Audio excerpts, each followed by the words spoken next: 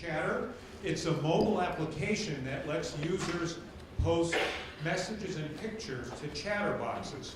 So these are live messages that are on boards that are associated with particular locations, and it makes it easy to connect, stay connected with people around you. So this is a high-tech business that these gentlemen are proposing. Take it away, Chatter.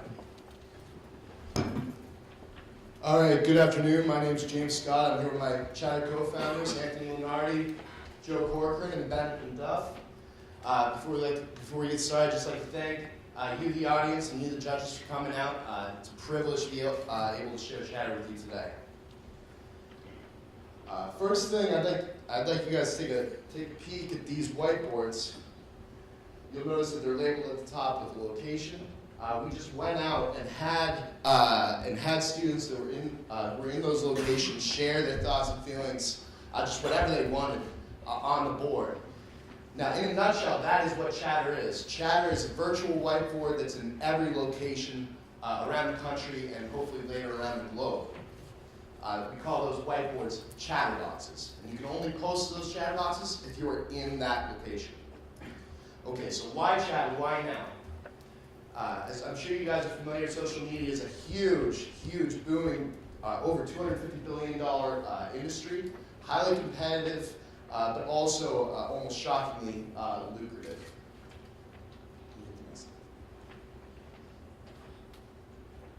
Okay, so just a quick Cliff Notes history of social media. First, we had the godfather of social media, we had MySpace. Okay, so this is kind of godfather of modern social media. Basically, you post whatever you wanted, and then anybody who was on the platform could come and look at it. Then Facebook came around. I'm sure you guys are familiar with Facebook. Facebook introduced a certain level of privacy. So other than that privacy angle, where only your friends and family could look at it, it was essentially the same kind of platform as MySpace. But that certain level of privacy where you got to decide who did and who did not get to see your post was a huge tweak they had on that formula. Then we had Twitter.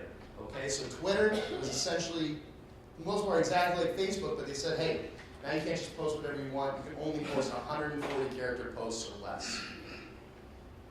Then we had Instagram. Instagram was essentially like Twitter or Facebook, but now you can just post pictures. There's no, for the most part, just pictures, no text. Finally, we have Snapchat, which let you send those kinds of social media posts peer-to-peer, typically short videos and pictures, but those pictures disappear after 10 seconds, so there's a certain temporary element to it. Okay, so far we had Facebook, which gave us more privacy. We had Twitter, which gave us a max of 140 characters. We had Instagram, that was pictures only. And then we had Snapchat, which had the posts that disappear after 10 seconds. So what is the next billion-dollar take on the social media platform? You have to be in that location. Alright, so you have to be there. That's the underlying concept of Chatter and Chatter's technology. So time and time again throughout history, we've seen that humans like to leave their mark wherever they may be. From cave drawings to writing on a bathroom stall, signing a guest book, people like to let other people know that they were in a place. They like the feeling of presence. So that James said, chatter boxes are live message boards that are associated with any physical location. Only users that are actually in the chatter box can post to it, giving it this exclusive factor and weeding out relevant content. Users can also search and follow popular chatter boxes, so they would essentially be following locations rather than people. Okay, so let me take you to the Super Bowl. This is the chatter box that's going on in exact time. So, in particular, it's the fourth quarter, there's 26 seconds left. Seahawks fans are ecstatic, they're at the 2-yard line, they think something big is about to happen. 3 seconds later, interception, and the emotions within the stadium completely change. The Pats fans are now on top, more excited than ever, but what happens to individuals that don't have tickets to the game? They don't get access to this raw emotion. So Chatter allows individuals to follow a location so they can zoom in and see what people at the game who are experiencing it in real time are saying. Why will people post to chatter boxes? Because others can. To put it more simply, exclusivity sells. There's a social appeal of being at a notable location. Others can say, I was there and you weren't. Also, everyone can see it. Everyone in the world, whoever's following that location, can see what you were there and your effect. Why will people follow locations? For the most up-to-date news and current pictures. For the story that the collection of individual posts tells as a whole, and to truly explore the world in a new and innovative way. Alright, so a common fallacy among a lot of startups today is that someone else is going to give us a lot of money to develop our products so we can sell it. Basically, we think that if you have no IP protection, no users, or no revenue, this kind of investment is unlikely and probably isn't going to be very smart for you as a company or to invest. So, to develop and launch Chatter, we are currently in talks with UNH computer science students. We're going to be developing our pre-beta version by September 1st.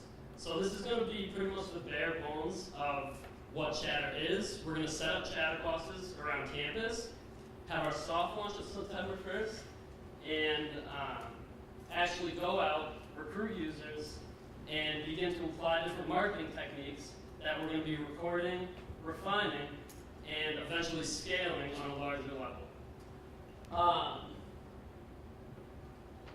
So when we expand, something that's really going to keep us ahead of possible competitors is that we really understand the competitive landscape and we really understand the customers because we were actually out in the field talking to them and recruiting them.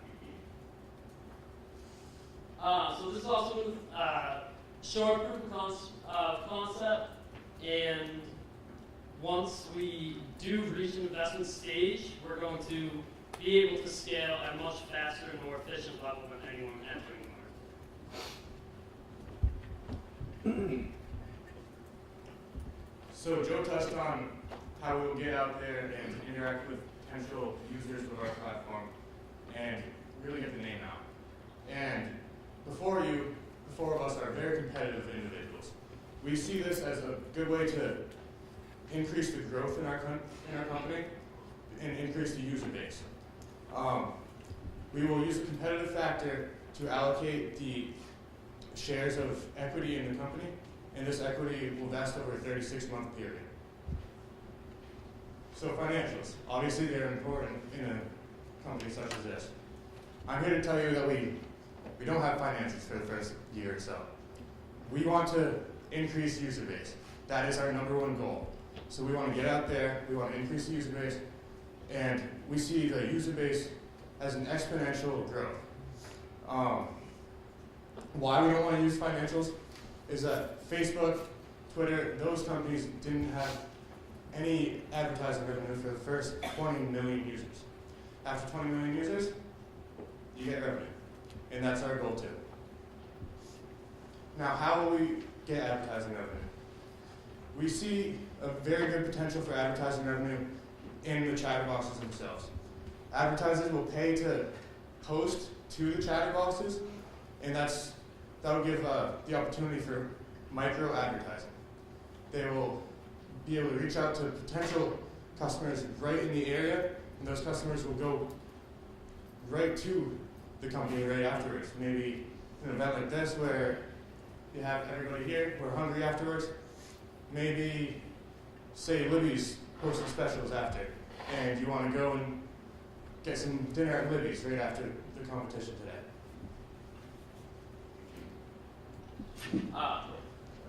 So sustaining the company after we grow our user base and develop this social media platform, we actually do have a few other unique features in the social messaging category that our technology allows. So Chatter message groups really streamline the process of a group chat formation. If either of you wanted to create a group message right now to be able to talk to each other after the competition, you would simply open up the app, set the radius of your guys' table, and everyone in the area would be sent an invitation to join. So you don't have to actually manually go and add people on other social platforms to create this group. So why are we the team to make this happen? We're all very motivated, driven entrepreneurial thinkers. We've been working together for the past few years. We really think that there's a lot of great resources here in New Hampshire and UNH specifically. We have the Alpha Loft Accelerator Program right in Durham that we see as a very potential valuable resource.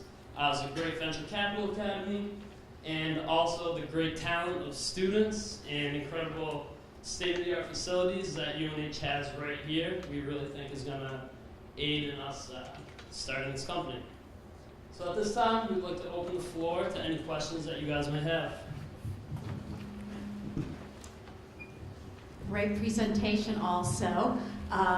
You're making us think a little more broadly about social media, so appreciate the history, and also you're trying to move the social media even further. One question I just want to explore a little more is the work that the computer science group needs to do. I think anytime at work, for example, that we've developed a new application, it takes a lot. And at this point, the way I understand it, you still need to have the algorithm actually developed and worked through. So have you done a preliminary requirements statement with them to get a sense of proof of concept, whether they will be able to deliver and this is feasible? Yeah, absolutely. We, in fact, actually just met with the head of the Android Developers Club on campus, somebody with extensive experience developing smartphone apps. We already going into it had a roadmap for what we wanted featured in the app. For example, the main interface when you go into the app is actually going to use the Google Maps API. So it's going to be built on top of Google Maps. That's open source API. And you'll be able to zoom in, pinch to zoom into the location to see what's going on. So it has that sense of physicality to it. But these are tools that are out there, and we've already found just this one candidate already who seems like when we met with him, he was asking just the right kinds of questions. He said that, yeah, it will be an uphill struggle to get it ready for September 1st, but he thought that it was something that he could get done. And the way he was speaking to us, we believed him, and we were being critical. We were asking him hard questions, and he was firing hard questions right back at us. So I feel confident that we'll be able to get it developed. I agree with your statement that you don't want to get mixed up in advertising revenue too soon, that all successful social media sort of concepts have built a user base first and then monetize that later. But in the document we have, it seems to bring revenue in pretty quickly. In fact, it looks like it brings revenue in day one.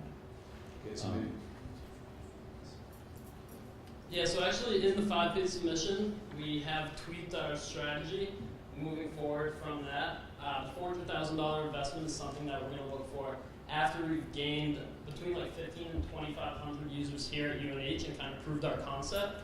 The advertisement revenue is kind of just to keep us along, but as we started to learn more about the space and how these companies actually work, we realized that we don't want to turn our users away by hitting them with advertisements when it's really not big yet. And have you done research into, for example, how much money Twitter raised to build that company? We actually don't know those numbers at this moment. It's about $40 million. Yeah. So as we grow our users, we're going to be getting other rounds of investment if everything goes accordingly. So it's pretty much just going to sustain us until we reach a point where we're going to be able to implement our advertising structure. It is important to note that we looked at exactly how much Facebook gets per user. So even though you're right, there is going to be this long period, where we're not going to really have any revenue outside of investment dollars. But once we get to that 20 to 30 million user mark and we can start implementing our advertising schemes, our advertising schemes are unique, and I think that clients will find them incredibly attractive. To be able to micro-target and know exactly who's in a given location at a given time is huge. And to be able to put in advertisements that kind of blend with the platform. Think about it. We're treating these physical environments like virtual spaces, perhaps even the other way around, the virtual environments like physical spaces. So you can post for the businesses who would like to advertise when the platform is ready for it. It's like posting up a flyer, posting up a billboard. You know what I mean? It's a little more integrated than, say, Facebook, where it's integrated at the top or what have you. So part of your competition is really mind share among the person holding the device, whether they sit down at a coffee shop and open up Twitter, or they open up Foursquare, or they open up Snapchat. Now you want them to open up your app. Is there a way to tie into the API so that your app can become sort of the go-to portal that they can use instead of those other ones and still post on those? Yeah, so initially we're going to integrate our app with the other social media platforms. We actually offer a unique experience because users can kind of travel back in time and see what was happening at a certain location at a certain time. So obviously in this room right now, between 1 and 4 is the Holloway competition. You know, only posts that are relevant to the Holloway competition are going to be filling this chatterbox from this time. So a couple weeks from now, someone can go back to 1 p.m. just because they're interested in that particular event. And it's going to be a lot more relevant than, say, using a hashtag because people actually outside of the location could give their input. So we really think that providing our users with this experience is going to get them to use our app over existing social platforms. So, first of all, thank you for the social media for dummies introduction.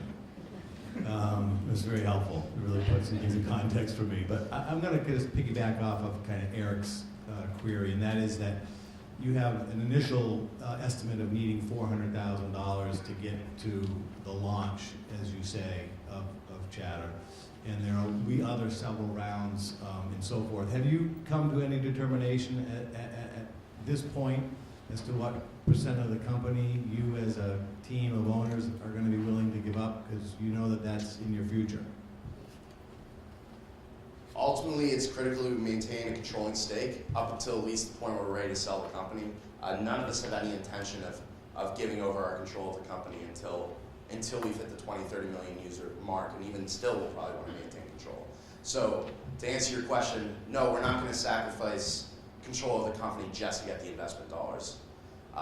Ultimately, our main goal is to grow our user base, and once we've hit that launch where it's on the App Store, we should be able to self-fund and get it going ourselves with that 400,000 once it's actually on those big app stores. And the additional funding would just be to accelerate that growth, but I don't see it as necessarily essential, especially if it would mean giving up control of the company. What do you see under this revised version of your plan? What do you see as your cash burn for the next year and potentially 2 to 3 years out? So really right now, because we plan on bringing on our developers as equal partners, people who are really invested in the idea like we are, our really only finances are going to be, having the back end, sourcing that kind of storage, different data storage, stuff like that. Once we do get our initial investment, it's going to be dumped, a lot of the money is going to be dumped into marketing. But the fact that we're going to really grow with our computer engineers is going to allow us to work on a less higher budget. You just said equal partners. Following up on Joe's question, if you have to bring in 4 more guys, then all of a sudden you're down to 50% between the 2 groups, and you're asking for $400,000 on top of that. Well, I don't know the numbers. Well, we anticipate that we're going to need 2 developers, and we're going to bring them on as equal partners with us. So we would all have a, unique or like a share of the company initially, but then our cap table is going to really keep the people who are working hard with the company involved and give them, the stakes that they earned. Right, exactly. I mean, if you're not earning your share and you're not committed to the company, none of those shares are guaranteed, even if you're one of the 5 or 6 founders. So I definitely don't see this being split any further than 6 ways. It's just very important to us. I remember our advisor, who was the judge in the last round, brought up, how are you going to justify to investors that the person building the app is getting less of a share than the people marketing it and doing the idea origination. So I mean, it's very important that our program not feel like a hired hand, even though their job is ultimately to manage the programming of the project. Have you done any preliminary looks at IP that would give you freedom to operate to even do this? So we really think that the composition of, like the Google Maps API, a message board, and restricting it to the location that people are posting to, something that through our due diligence we really haven't found anything else similar like this app. I think our real competitive advantage is going to be the knowledge of our customer base and of the competitive landscape, because we really don't think that we're going to be able to patent necessarily the code, but we think we're going to have an upper hand on other people entering the market just because we kind of built this from the ground up. I think the real opportunity is first to market. If this is the place and time app people choose, then it's your market. I mean, there's nothing really special about Twitter other than it was the first one there. But I would suggest that you look at some sort of sister concepts, things like Twitter, things like Foursquare, Snapchat, and look at the underlying investments that were made and how they built those teams. Because there's no need to really reinvent the structure of a company like this because it's been done a lot of times. And kind of what I'm hearing in terms of your vision as to how you're going to structure the ownership and the allocation of interest among you is unique and may need to be thought through a little bit more. Yeah, going what Eric said, if the moment is now for this solution, you will be able to get ahead of everything. But talk a little bit about how you know that this is the right moment in time to launch this. I mean, what have you, just elaborate a little more on what you've done to test the concept and how people would want it. So for example, I would never have thought that having pictures disappear in 10 seconds would ever be marketable. But my goodness, people really get excited about it. So how did you find that there would be the same sort of excitement with your solution? So one of the advantages we have is we're at the University of New Hampshire. And in the past with such apps as Fade, which is a brand new one, which is anonymous picture posting, it's like Instagram. This is one of the first universities on the campus to actually get engaged in this and everyone on campus be doing it. We are one of the top fading schools, so social media, new platforms spread around the school like hot fire. And not only that, they want, UNH students want to do it, but our competitors like UMaine, University of Maine, they started joining Fade because they saw how much fun UNH was having with it. And another thing like Yik Yak, that took off at UNH first. It's where we are, like the central location where these social messaging apps are taking place. So if we can get the student body engaged in an activity that was created by a wildcat, I feel like this will take off to 2,000 users in the first couple months, and then it won't be a problem getting an investment of $400,000. You shared that example of the Patriots, and by the way, I had the chance to meet Malcolm Butler at my company's headquarters in Boston a few weeks ago. He's a really great guy. But anyway, is what happened in Baltimore a week ago, is that another example of applicability of where chatter would have some impact? Absolutely. So one of the huge things here, I don't know if I'm sure you guys are aware that Twitter, especially, more so than Facebook even, has been kind of this emerging news platform where the people who are in the locations are able to send these 140 character tweets that give live updates from the location. What Chatter does is it filters out all of the static, so you know that everybody who's posting with that hashtag, because the hashtag's tied to your location and you're searching by locations, you know that everybody, when you search Baltimore, you're only going to be getting people who are actually in Baltimore. And because there's this permanence to the posts, and because every post has a timestamp, you can wind back and see, okay, what was the beginnings of the rides. And I think that Chatter has a huge potential to be the next Twitter of emerging news. I truly believe that. So. With the description of how you understand your customers, is an implication that there's a strong local component involved there. How do you scale that up and still maintain the local understanding, local component? So that's going to be something that as we talk to users and see what features they really do like during our soft launch, we're planning on going to other campuses and doing the same kind of thing at UNH, but really refining what works and what doesn't. So then when we do scale and potentially we maybe hire a few campus reps out on the West Coast, we'll be able to tell them exactly what worked at our campuses, and they'll be able to recruit users just as fast as we did. And I think it's important to note that the very essence of the app is in the physicality of actual locations, and that these are just virtual representations of physical spaces. So by default, almost, there's a sense of ownership by the community of their chatterboxes.